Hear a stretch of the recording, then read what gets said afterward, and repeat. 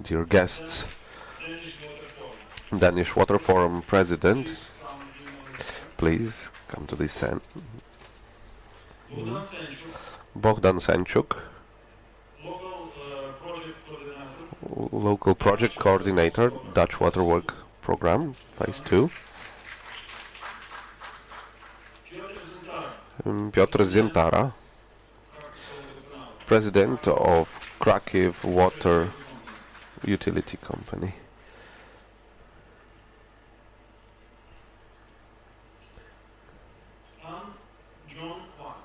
An Jong Kwan,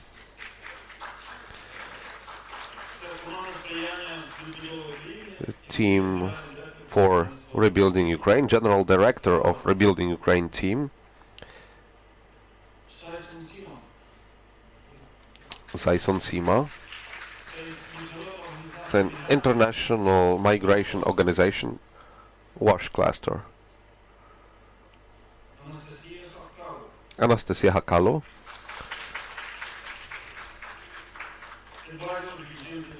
advisor at Utility Platform, GIZ, and Tatiana Jacuk,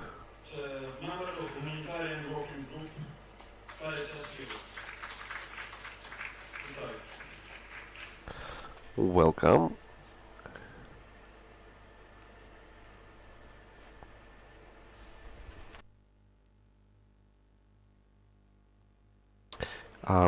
Joost Larenberg, Special Representative of Matters of Ukraine from Netherlands.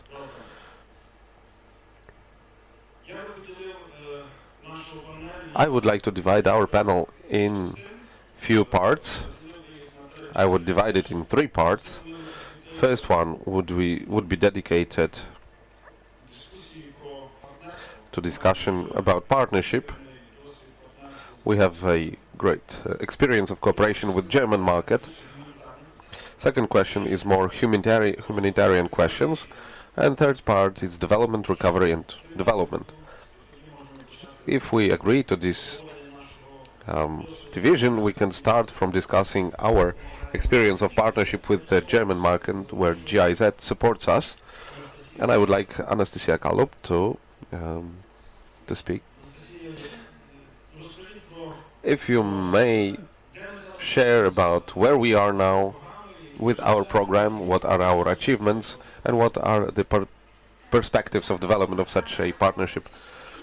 And I prepared some slides. I don't know if all speakers did the same, but I will try to focus on very important Feel free. You can use your presentation. You can doing without presentation.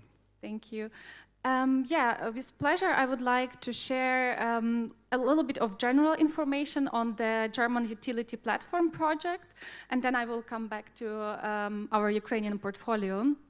So, Utility Platform project is being implemented by GIZ, Deutsche Gesellschaft für internationale Zusammenarbeit, on behalf of Federal Ministry for Economic Cooperation and Development, and we are working very closely with other 2 corporations in Germany. This is German Association of Local Utilities and German Water Partnership, and with the aim to promote participation of German municipal utilities in international cooperation in different sectors.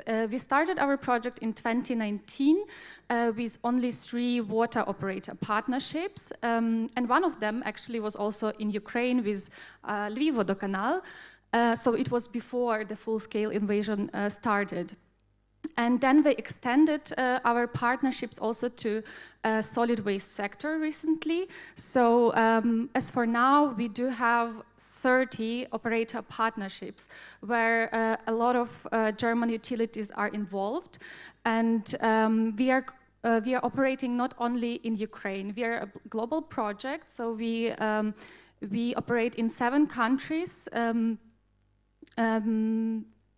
I will not count all of the countries we are active in. I will concentrate more on Ukraine, but before that, I would like to just very shortly say a couple of words what operator partnership means. So it's not-for-profit cooperation and peer-to-peer partnerships between municipal utilities that are working together with the aim to strengthen the capacities and competencies in these utilities for the benefit for both sides and in order to provide a more sustainable, more affordable public services for customers, let's say for all citizens in those municipalities. And in recent years, this model or this approach of operator partnerships have become really known or an effective tool of developmental cooperation, and not only we in Germany or not only utility platform is facilitating this kind of partnerships.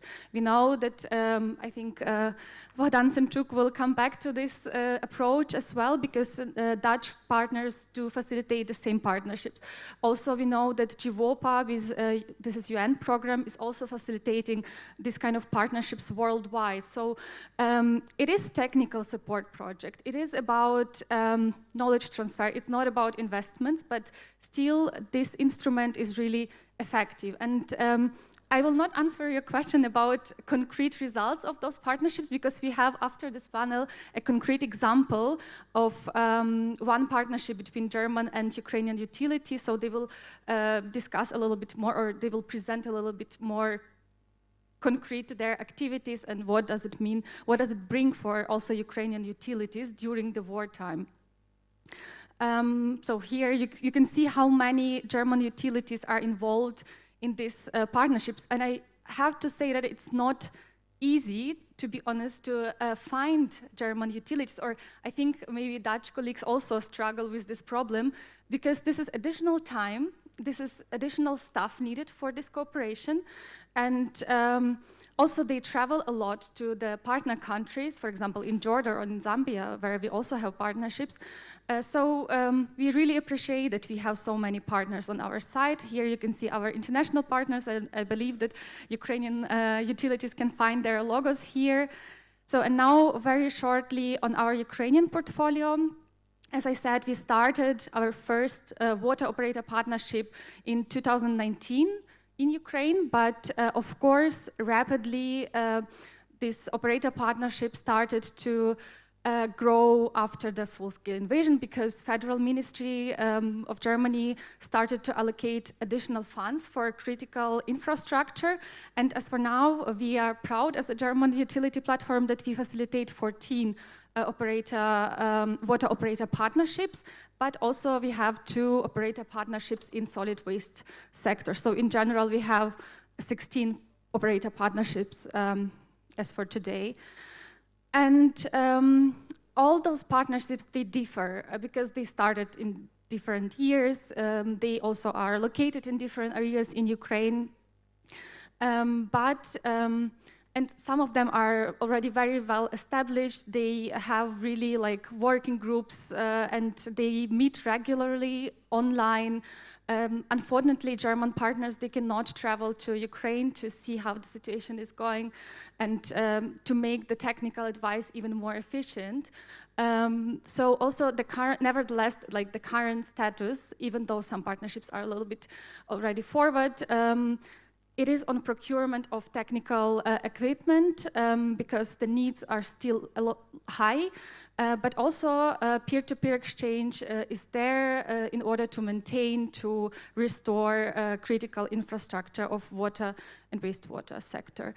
And I have to say that long-term goal is, of course, to shift towards more professional exchange, to reduce, because the budget of those partnerships is not big, it's not investment. So the added value of those partnerships should be on professional exchange and also strengthening capacities, as I said.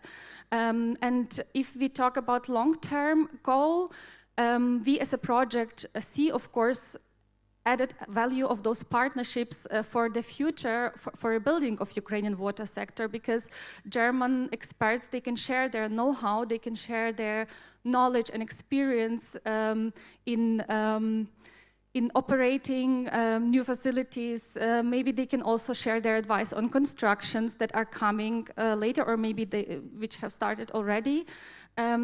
So also they can maybe attract with their advice and analysis of all feasibility studies that are being right now provided to attract investments later, right? So we see the added value in this long-term run is there,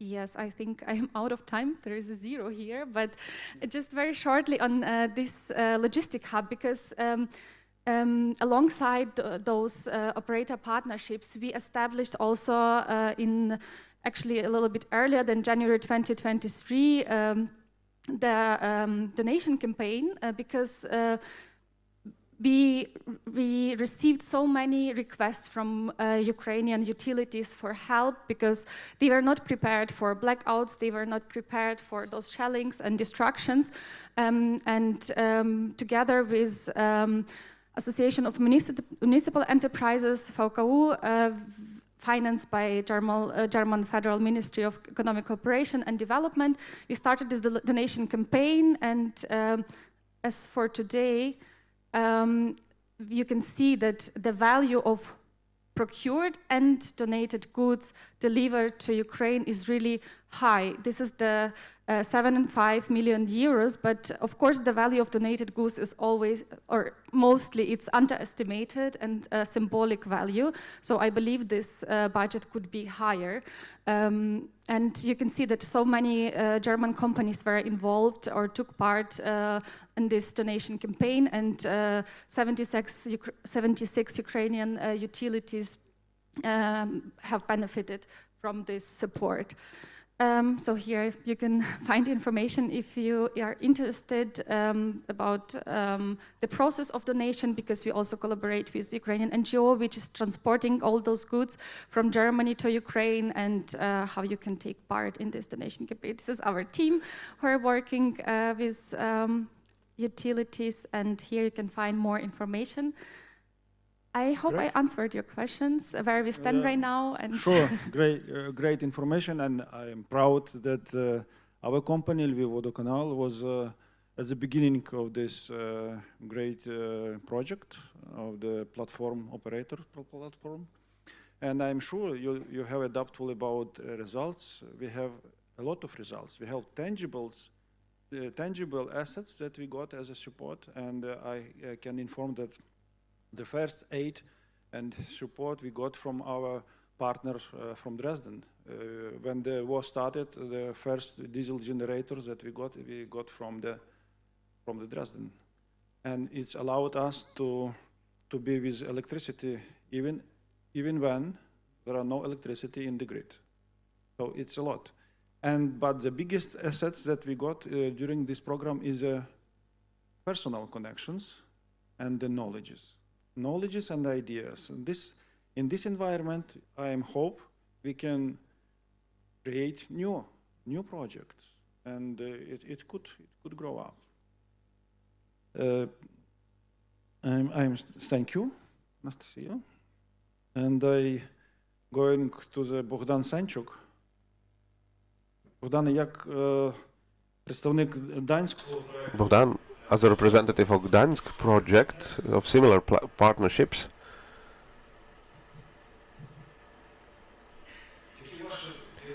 what are, on your point of view, how these partnerships look and what's the perspective? Thank you. It's my great pleasure to be in this discussion. My name is Bogdan Senchuk. In Ukraine, I have few important roles that I'm doing. First of all, I'm a coordinator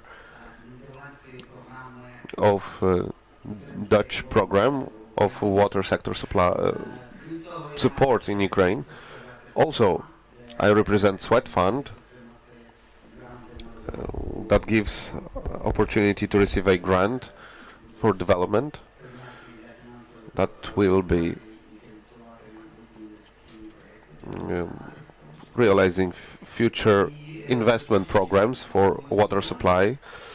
And looking at my role, I am also a president of Swedish Business Association, so my activity in one sector began from that I organized visits in Sweden for Ukrainian representatives. It's a pleasure that Dmitro was with me, other representatives, and we learned how European market works, how it's all built. When unfortunately Russian invasion took place, Ukraine faced another problem. We needed to immediately rebuild our water channels so that they can supply water, and Netherlands government received 5 water channels: Kramatorsk, Kherson, Marganets, Nikopol and Pokrovsk. And in the frames of the first support of Dutch government to Ukraine, 6 millions were allocated. This phase was completed in June this year, and these water channels received received a chance to restore their damaged infrastructure. It was also possible to rebuild some of the non-energy efficient pumping stations or water ventilator stations or other equipment that consumes a lot of energy. As a part of this partnership and this support from Dutch water supply organization, that association of 10 water supply companies of Netherlands, transport equipment was also provided to repair the network. Within this partnership we have a great coordination with UNICEF WASH cluster, where we coordinate all the efforts and we inform other donors about what happens and what these 5 selected water supply companies receive. So there is no overlapping, and so that water supply companies would receive what they need to treat water and supply potable water. Now another phase started, supported by Dutch government, and now a much bigger amount was allocated, 17 millions, to support investment programs that were developed for 5 water supply companies in the first phase. And also there is a unique chance. 2 days ago there was a agreement signed about a partnership between Ukrvodokанал Ekologia about opening and building a training center for Ukrainian water supply companies. During first phase of the partnership, Dutch sector and 5 Ukrainian facilities received many different types of trainings, all online, but also visits on the place in Netherlands. This cooperation showed us that heads of these 5 facilities from Kherson, Kramatorsk, Nikopol, Pokrov and Marganets increased their professional level, and they have a very good understanding why this staff capacity should be expanded. We understand what problems are there, also related to mobilization to army. That's why there is also training for female staff representatives that can actively participate in management of the water supply facilities and also receive professional skills. I expect that within the second phase frames we will be able to complete few investment programs. Each water supply company will receive around 2 million euros to complete their investment programs, and some amount will be allocated to build a training center in Lviv. In the future, I think such a training center will not be only in Lviv but around the whole Ukraine, to provide as best as possible quality for staff of utility services in Ukraine. So there's a lot of work, and I expect that other countries would also support the idea of development and broadening these training centers, because Dutch government has amazingly great part in that. Thank you, great Bogdan. No matter that at the beginning these 5 utilities companies received this support, we also heard about this 2 million euro investment project, but building the capacity and creating new generation of professionals of our staff is one of the most inspiring aspects of our project that we want to implement together. Now I would like to give floor to Joost Klarenbeck. Thank you very much.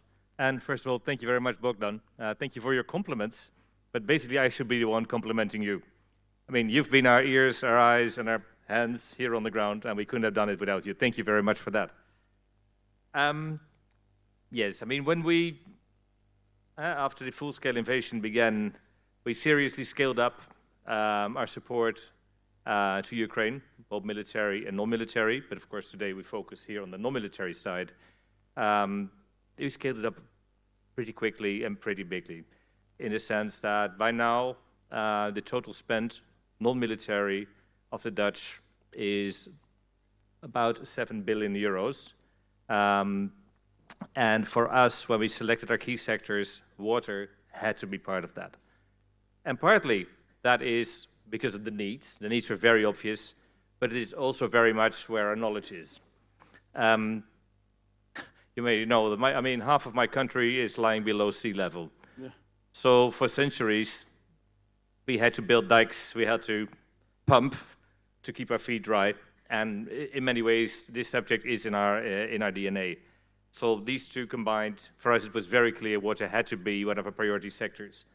And indeed, Bogdan described the most important bits, the waterworks project, the 10 utilities, the water canals, very much aimed at restoration, repairs, and with a strong emphasis specifically on Gerson and frontline areas, which was not always easy to, but absolutely crucial to do. In combination with the training center, and as you were saying, I mean, I'm incredibly proud that thanks to the Waterworks project, we have about 200,000 people in frontline areas who now have access to proper drinking water. But I'm equally proud of these 260, I think, partners who have now been trained.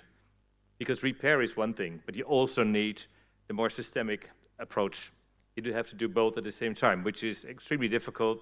And I'm really impressed by the way that Ukraine is dealing with these parallel challenges. Because yes, you're repairing the damage that's being done every day, while at the same time developing yourself and your country towards a, well, in this case, an energy framework and a water framework that will also be EU-proof, and then you work your way towards EU accession. So these two things have to go hand in hand.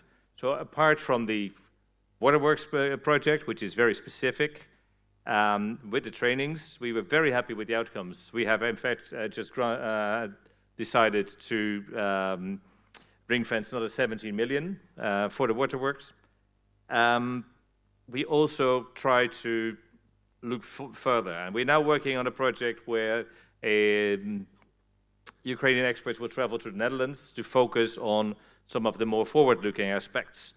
We'll be looking especially on 3 themes. The first is water governance, especially water pricing. We'll be looking at data gathering, and we'll be looking at nature-based solutions. This is also something that we discovered through the centuries. I mean, fighting the water is one thing, but in the end, you have to live with the water. And I'm very proud that we have the repairs, that we have the trainings, and that we have the forward-looking cooperation. And together, I'm pretty sure that we can get important progress. If I look at the resilience, the eagerness, the professionality of the Ukrainian partners, and indeed key contacts, such as Bogdan, I'm sure we can make important steps forward. Thank you. Thank you. It's coincides, your perspectives coincides with our expectations to increase our capacity in the self-sufficiency, in the tariff calculations, and to build up the sustainable financial model. And it's allowed us to build up our funds that we need to heavy infrastructural investments. Анастасія, ви хотіли якусь рефлексію? Так, я хотіла додати буквально 2 слова до того, що сказав of words to what Bogdan has said. I would like to say that we see these partnerships of operators not only about the experience exchange, know-how, that it's not done in one direction only. It does not mean that, for example, German or Dutch experts give some training to Ukrainian technicians and specialists. Ukrainians also share the experience, and it goes in both ways. And especially, for example, I think that Ukrainian technicians and experts are more skilled at working under emergency. So that's why I think that we have got much to share. For example, when German friends come to Ukraine and ask, how do you deal with emergency cases? And actually, these are the people who just come up with real and solutions, immediate solutions, which is great. Yes, I would like to invite Piotr Zintara, well-known specialist, expert. Cooperation with Drohobych. We, as Lviv, starting negotiations with you to increase our capacity and cooperation. And the Poland, as a country, has a very successful story of integration to EU. From your opinion and from your experience, what we, as a Ukraine market, as a Ukraine sector, water sector, should concentrate on what questions to avoid mistakes? Thank you for that question, and I will share the secret because there is a timer on the screen, and there's quite limited time for that answer. But I think that I have 5 minutes. Okay, thank you. I think that first of all, I would like to share with you the history of the cooperation, because it's not only related to the outburst of war, because we have started our cooperation with Drohobych city about 9 years ago.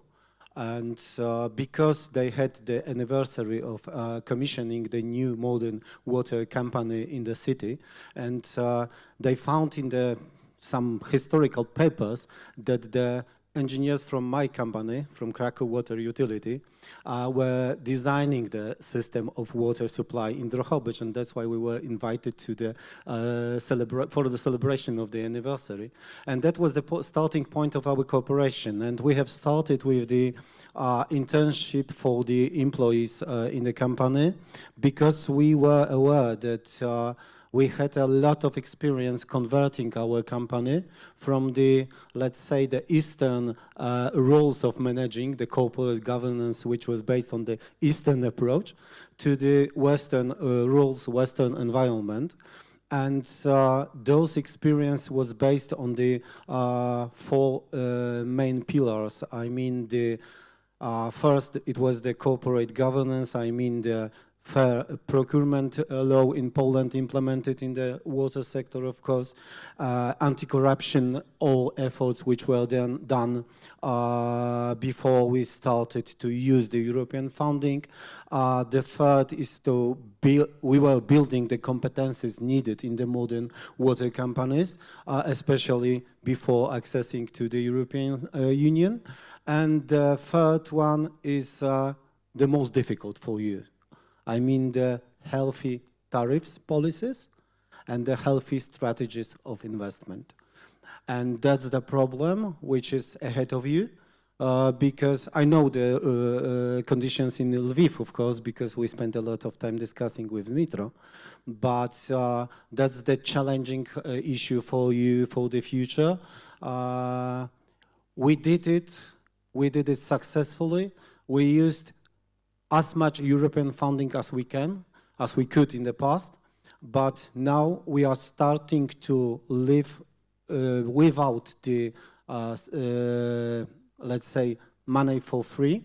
I mean, we are using the loans, we have the commercial relations with the banks, and we are financing our strategies of investment using the money which also have a lot of interest in the economical aspects. Is quite expensive for us, but we don't have for now any access to the European funding for free. I mean the dotations which were given at the beginning of the period of member state as a Poland joined European Union. But the cooperation with the Drohobych is also important from the other side, because we have decided to do something good within our corporate social responsibility policy. We have created the program which is called the Tender Water. It means that we are trying to find the sensitive points in the Drohobych city to support them. And of course, after the outbreak of war in 2022, I'm proud because I have the first export paper given by on the Polish border with the number 1, because we sent the first humanitarian aid convoy consisted of 17 trucks from my company, not financed by the government. We spent about 3 million euros from my company, as I said, during as the part of the corporate social responsibility, sending trucks for the potable water, to the transportation of potable water, transferring the specialized vehicles for the maintenance of the wastewater network.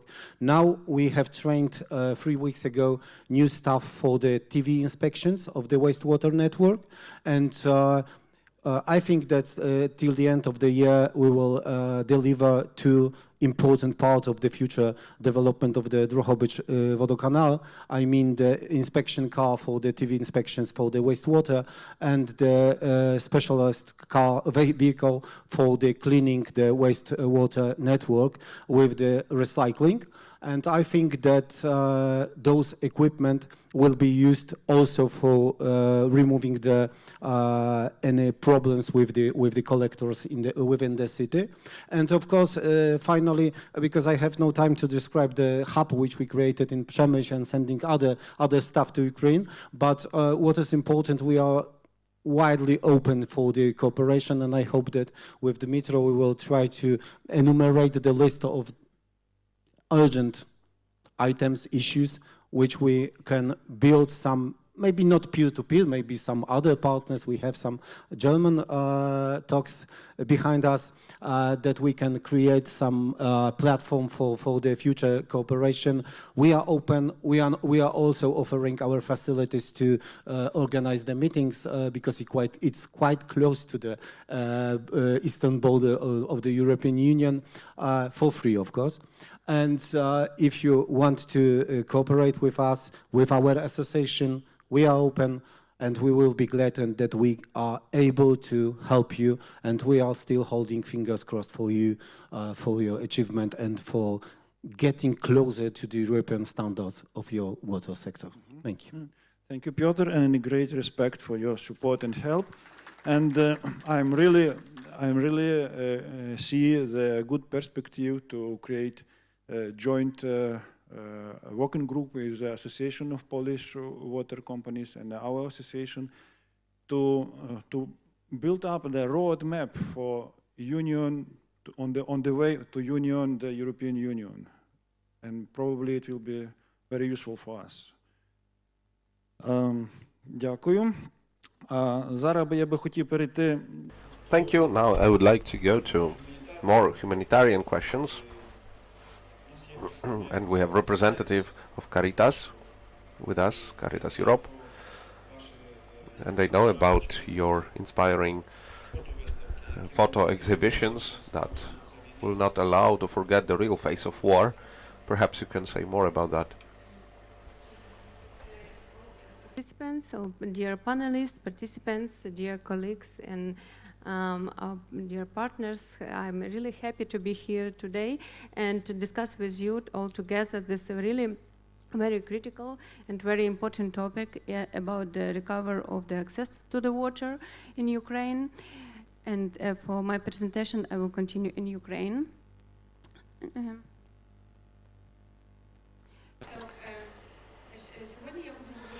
So today I will speak not only on behalf of our organization, Caritas Ukraine, but from humanitarian sector perspective, that from the beginning of the war and especially full-scale invasion very actively work to restore access to water for people, to provide them their basic needs.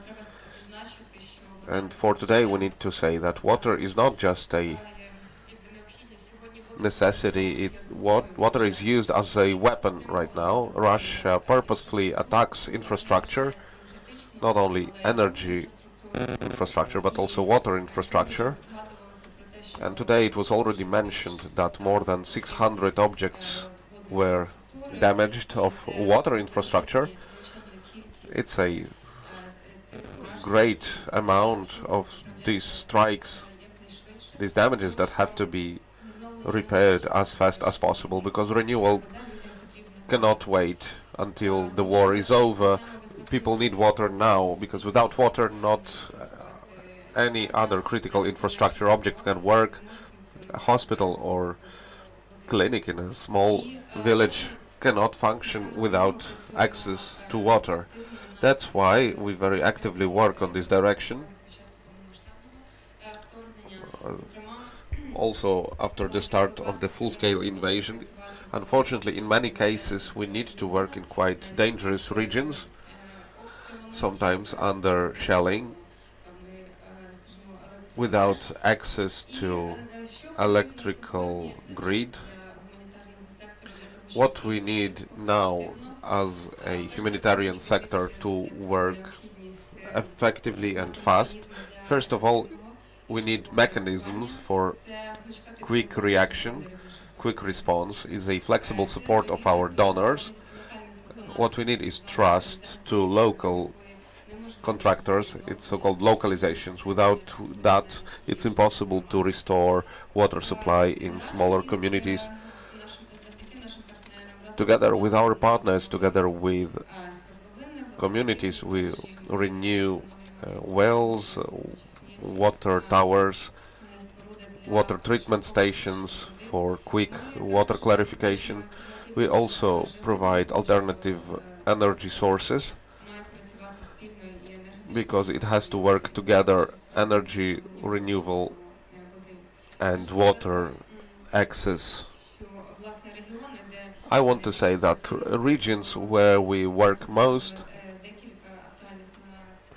you can see some of the regions actual for this year. It's Kharkiv, Dnipropetrovsk region, Kherson, Zaporizhia.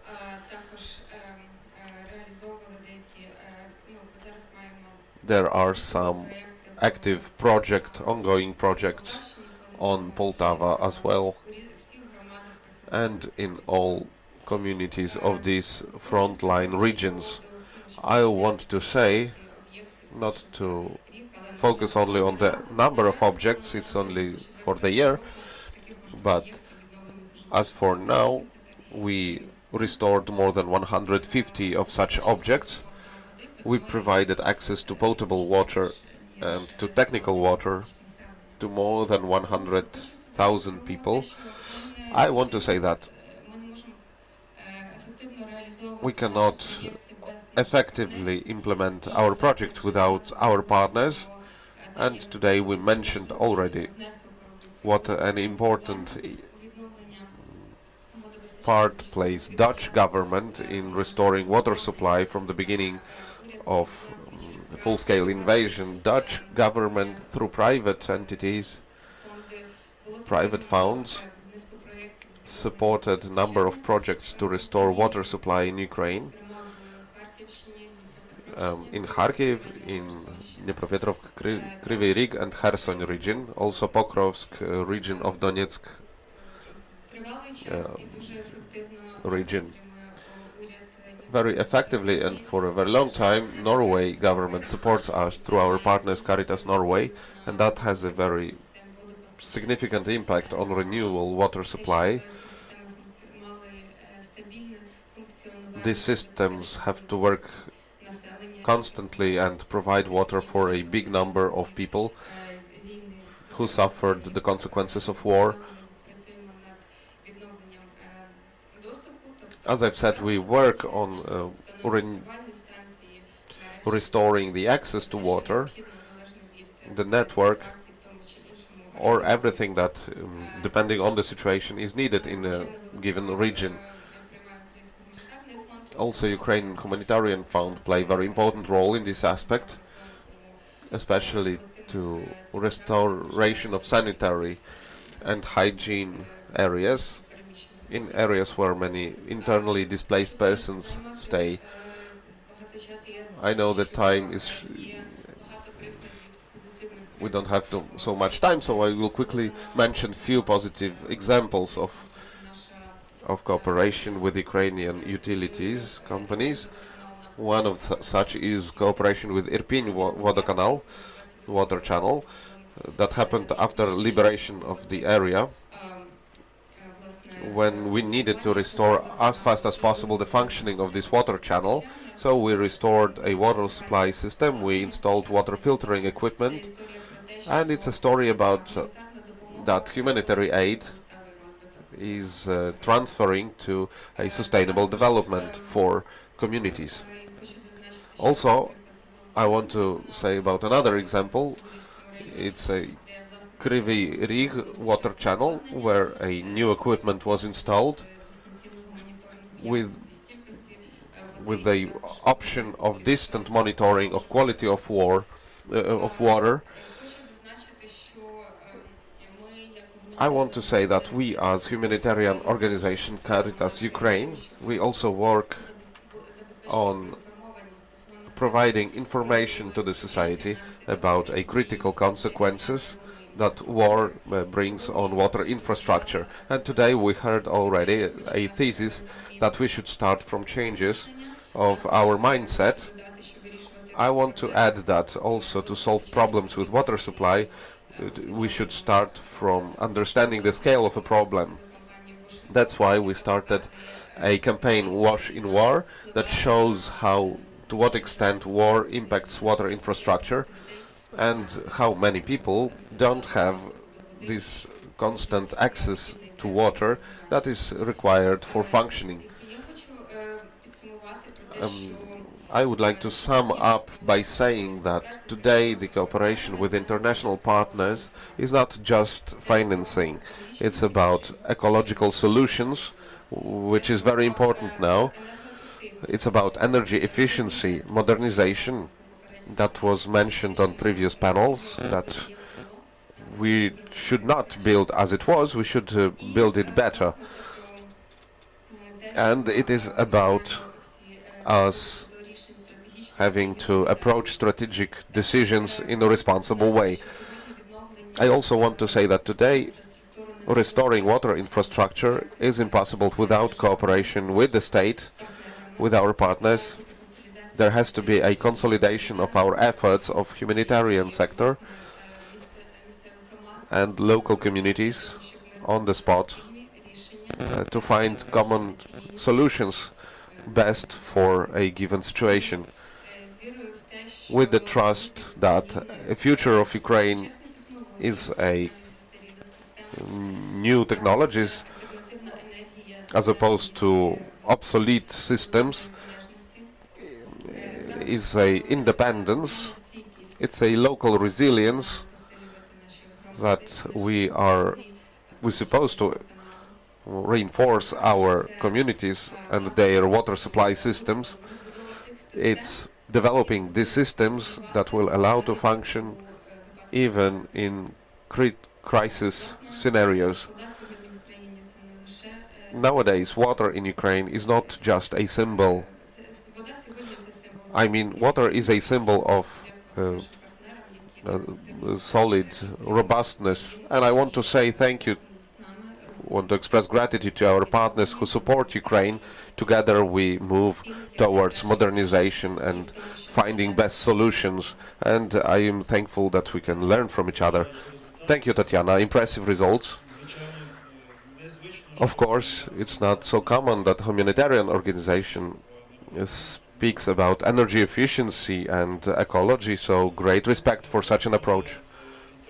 Organization for Migration, IOM, and SAIS and SIMA please, I don't know, I know exactly that your organization working in Ukraine, right, in the beginning of the full-scale invasion, and but your programs every time is evolving. What is your priority now? Okay, thank you, Dimitro, and thank you for having me today. My name is Saison Sima. I'm representing the International Organization for Migration. This is the UN-related agency for migration. So in fact, IOM has been in Ukraine since 1996. But of course, we've scaled up since the full-scale invasion. For example, the water and sanitation program was born in 2022, February. And this was definitely to respond to the needs that came up after the invasion. So in fact, since 2022, we've really been supporting several water utilities, several water canals. So we reached about 137 water canals since 2022. We distributed several water equipment, so over 500 pumps, several 500 water and wastewater pumps, several generators, for example, or hygiene kits. We are also present in the energy sector. We provided about 14 co-generators in Ukraine since 2022. We've distributed over 100 modular boilers. This is really to strengthen the resilience of the energy sector within Ukraine and to really survive, to reduce reliance on centralized heating systems. So basically, we've been doing a lot of emergency response since 2022, but we are now evolving. Obviously, we don't neglect the emergency needs. They still exist, and we still respond. But we are moving closer now to recovery, to a recovery program. So of course, we know that we cannot always respond to these emergency needs. As we saw from our previous experience, we distributed a lot of equipment. There was a lot of, sometimes this equipment was not installed due to the capacity of the water canals, but also the financing in the water canals. So now we are moving away to sort of do the full turnkey projects. So I will just highlight a few of the projects that we have within our recovery program. So we are doing a lot of solarization of the water and wastewater facilities. So currently we have some two programs, one in the northern part of Ukraine, in Kyiv, in Chernihiv, in Sumy. We aim to install about 1.2 megawatts of solar power plants, of course with the battery systems. But also in the south, in Odessa, we are looking to do about 1.7 megawatts. But now I will talk about a more interesting project that we have. We are working together with the Krivbas water canal. This is in Krividi.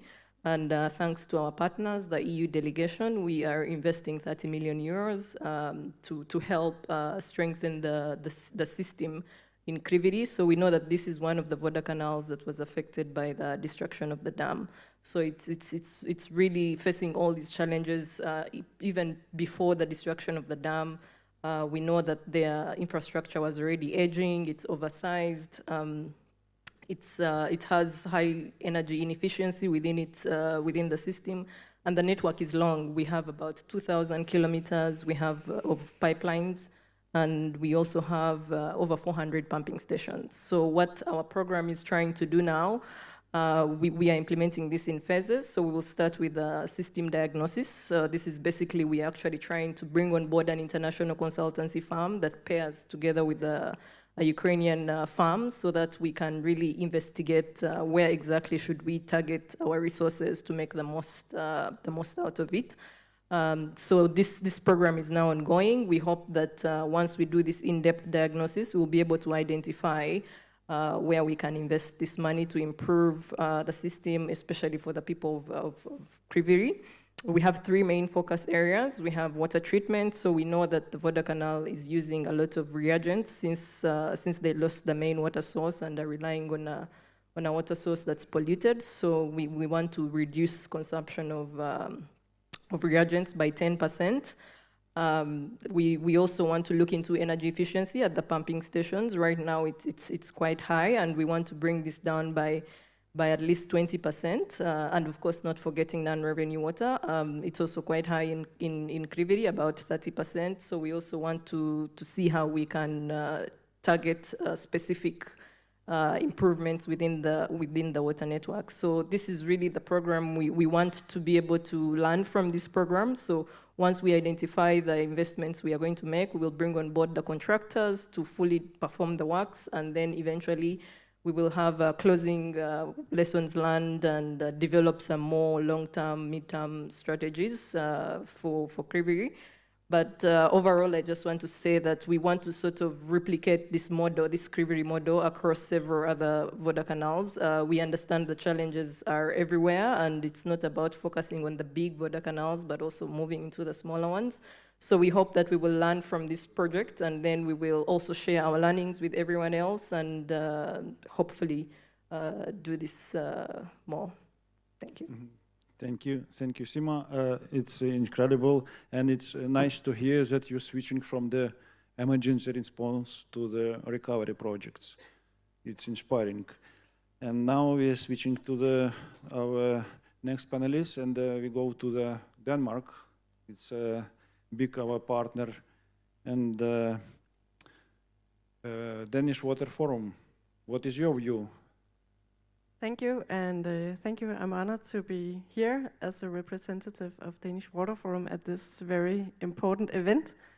To just briefly introduce Danish Water Forum, we are a non-governmental and non-profit organization, and our mission is to work on knowledge exchange on water-related topics, and we like to do so nationally, but also we have a strong international focus. We also aim at facilitating cooperation within research and innovation and development, and we like to do so between all the stakeholder groups and networks in the water sector, private as well as public. Our members is very broad. It's contractors, it's manufacturers, it's contractors, it's water utilities, but perhaps most important, we also have universities and other research institutions in our members. Authorities are also there. Our aim is to bridge the gaps between the people doing the research, producing the knowledge, and the companies, the end users that transform this knowledge into products and real life value. Danish Water Forum is in itself a very small organization, and even though we are unable to provide funding and financial support, we are rich in networks, in connections, and in knowledge, and that's what we would like to bring to the table for our work here with you in Ukraine. In this regard, we are happy to have signed a memorandum of understanding with the Association of Water Utilities of Ukraine. But without action, a memorandum of understanding is worth nothing more than the piece of paper it's written on. And I'm very happy to say that a lot of action has been put toward the goals of this memorandum.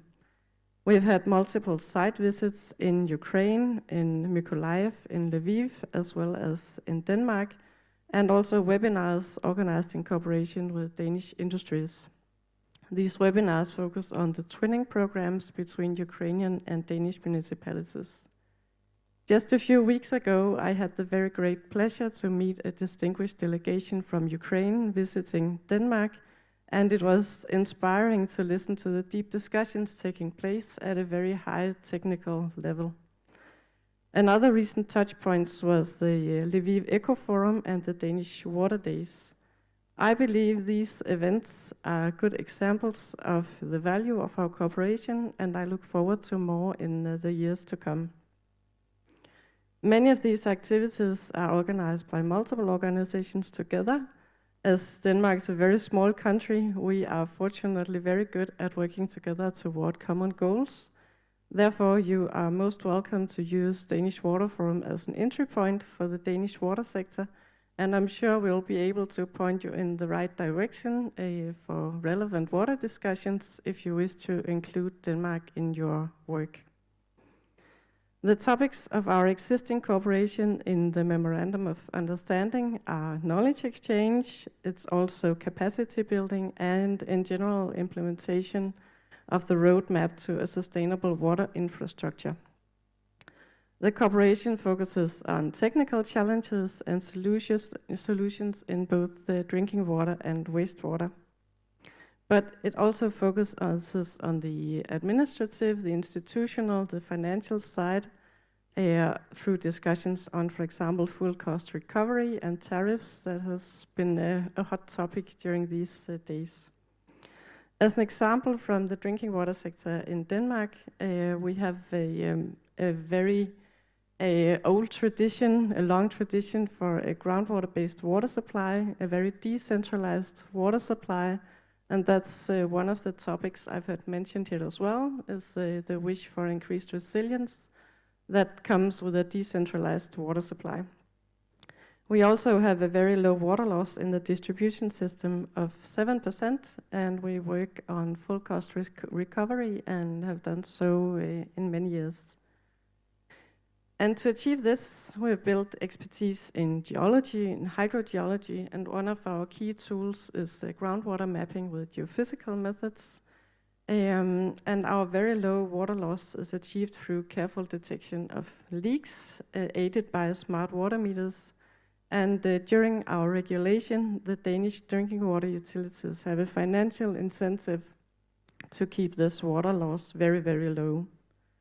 That was just an example, but we hope our knowledge and experience about these aspects and many others can be of help to Ukraine. And in the future, we look forward to continuing our cooperation and also to learn from you in Ukraine, as I'm sure we can be inspired and learn very important lessons about resilience and security in water supply. Thank you. Thank you, Ida. We appreciate the Danish contribution in the support of Ukraine, of course. And we are going to the Far East, and John Kwan. It's unusual relationship in Ukraine, but we are eager to know your experience from your successful country. Okay, very nice to see you. And I usually sit on the audiences. This is a very unusual experience for me. And anyway, I really appreciate that you gave me a chance to share my viewpoint and opinion for the recovery of Ukraine, especially water infrastructures. I'd like to.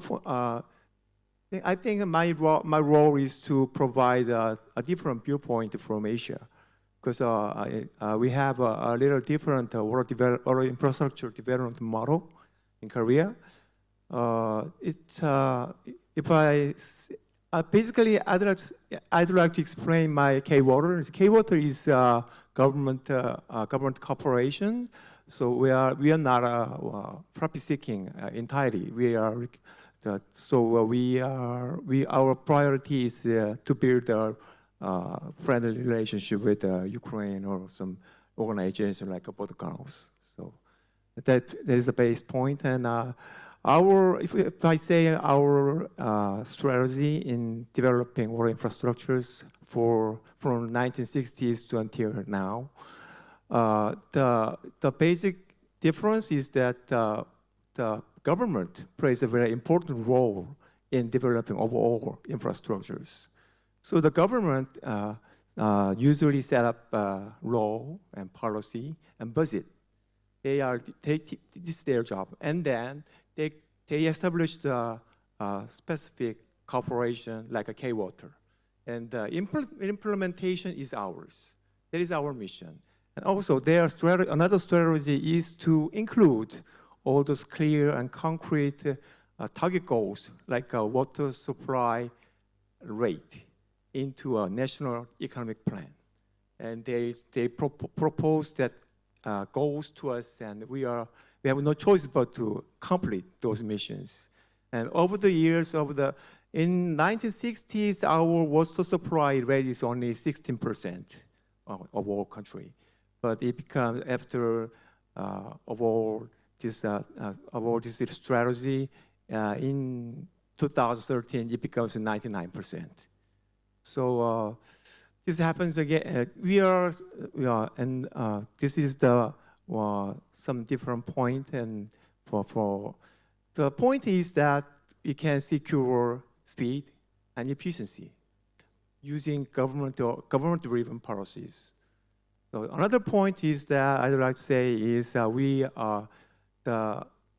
basically each region has the local government takes care of their own region, but in our water law supports that K-Water is the only organization who can establish and build and operate the multi-regional water supply system.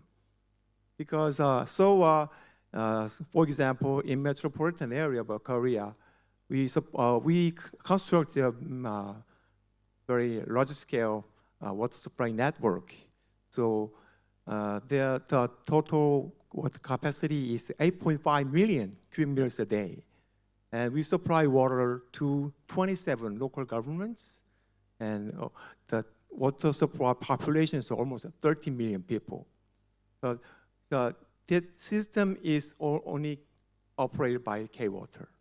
So the reason why I'm saying is because if we think about, if we compare the construction cost with the 100 million capacity water treatment plant and just 5,000 water treatment plant, the construction cost is only 23 times higher, but the capacity difference is 200 times. Means we can secure cost effectiveness with using economics of a large scale. So this I'd like to point out from our strategy.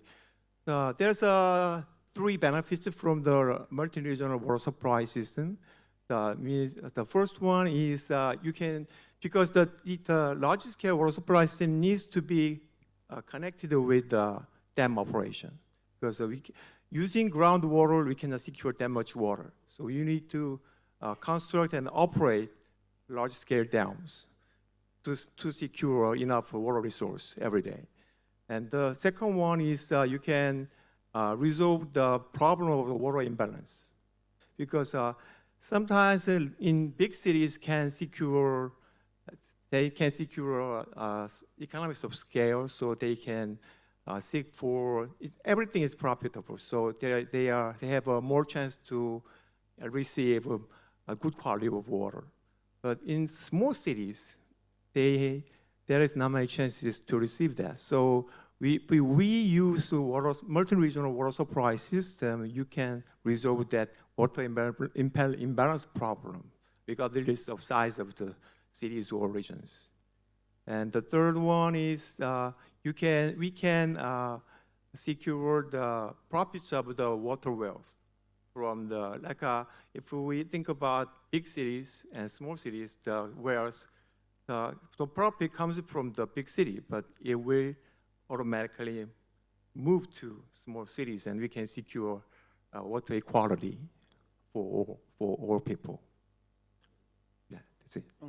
Thank you, Ann. But important to know that water questions was put on the economy plan of the country that you mentioned in the history. Okay, in the early 1960s, you should know that we have gone through a very severe civil war in 1950s, and we almost lost most of the territory by North Koreans, but we recovered it, and there's nothing much left. So the governments try to motivate and try to activate the economic growth in a very fast way. So they usually set up 5-year national economic growth plans, and every 5 years they regenerate it and revise it, update it, and they keep pushing on and to try to build infrastructures and heavy chemical industries. That is how we set up all these states right now. Yes, and I am sure that there are some governmental participants from Ukrainian side could find something useful from your experience. We got widespread of the opinions of our panelists, and probably I can give a final few words for every panelist. Please, Joost, maybe final reflection. The final reflection is, well, very much, I mean, listening to this very broad range of partners. Partnership is a key word, and it is a bit of a cliche.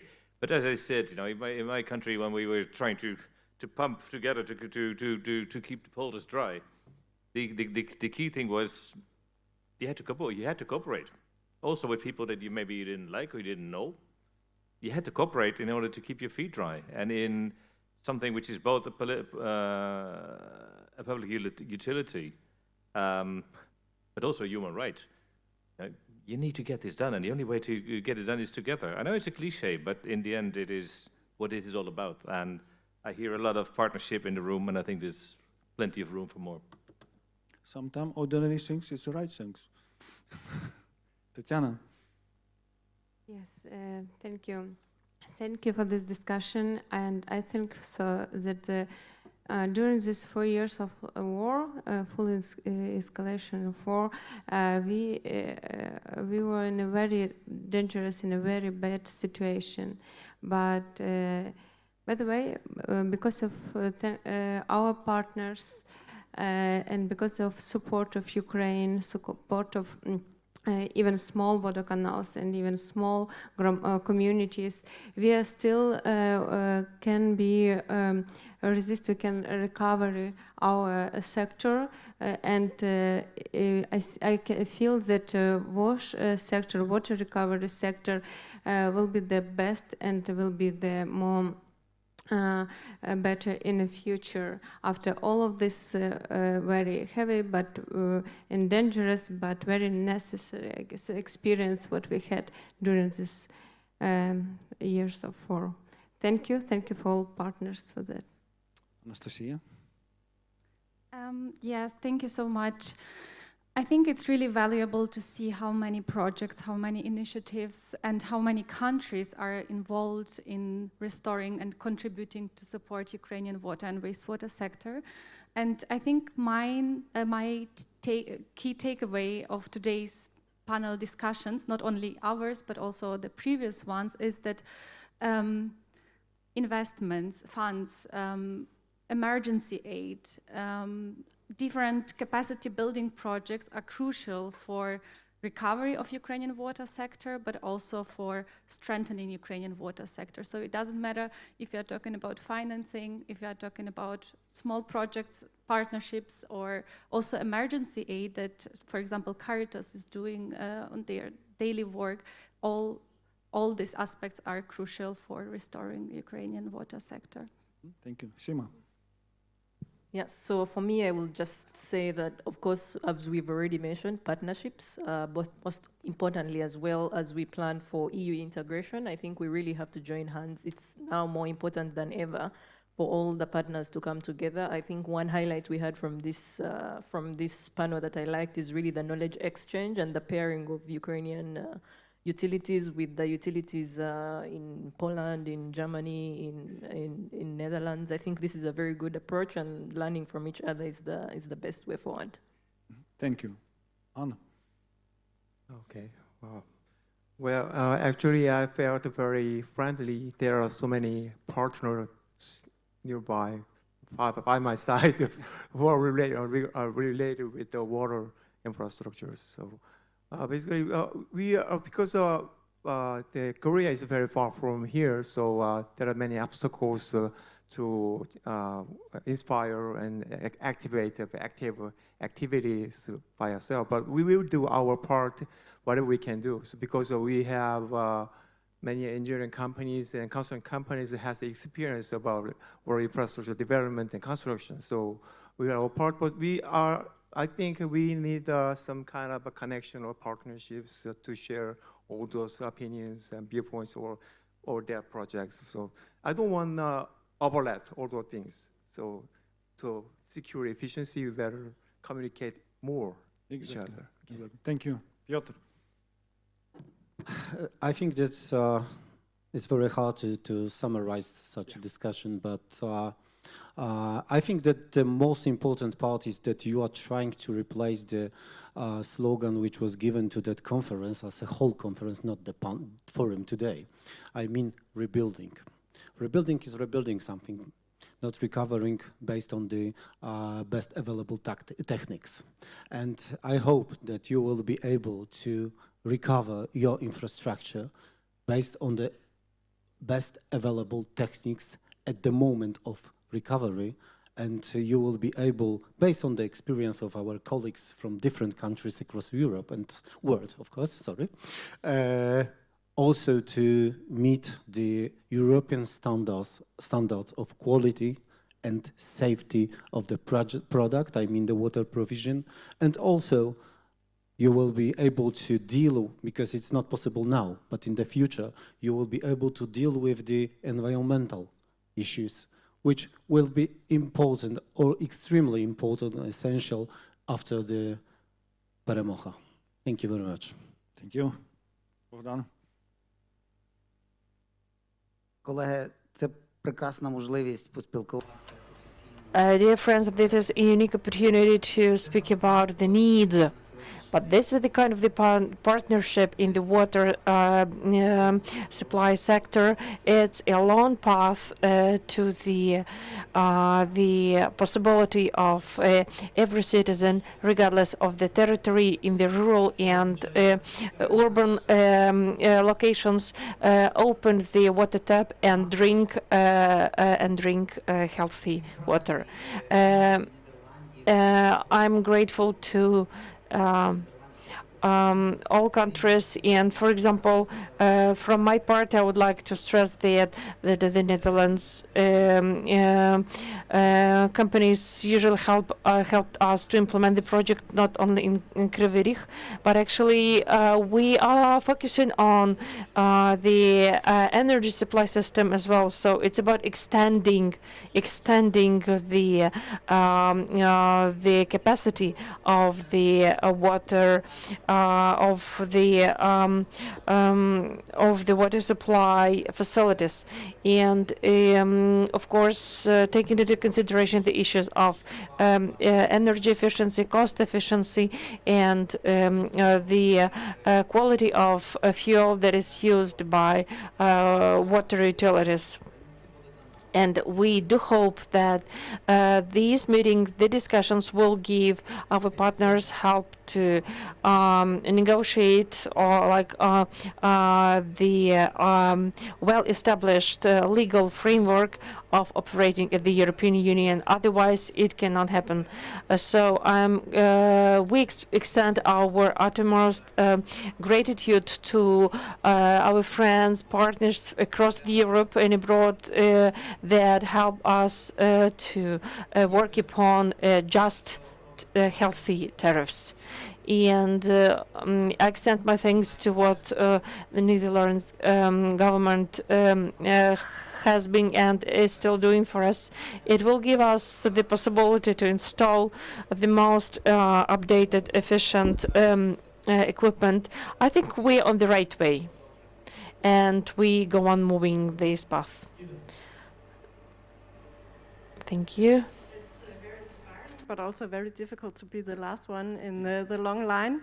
I think it's been very inspiring these last few days to hear from you in Ukraine that you are not rebuilding the past, you are building for the future.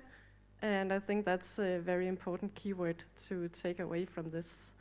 I also hope that the roadmap to a sustainable water infrastructure will be well traveled, and I hope that you will get there safely, and I hope that we'll be able to cooperate not only on water challenges but also on the very crucial environmental challenges that was mentioned before, because this is of course crucial in order to have a sustainable water future and also a sustainable society.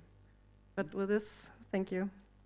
Thank you. And after this discussion, I have some feeling of confidence that we have capacity to move forward on this way. Thank you, every panelist. Thank you for your participation. We appreciate it.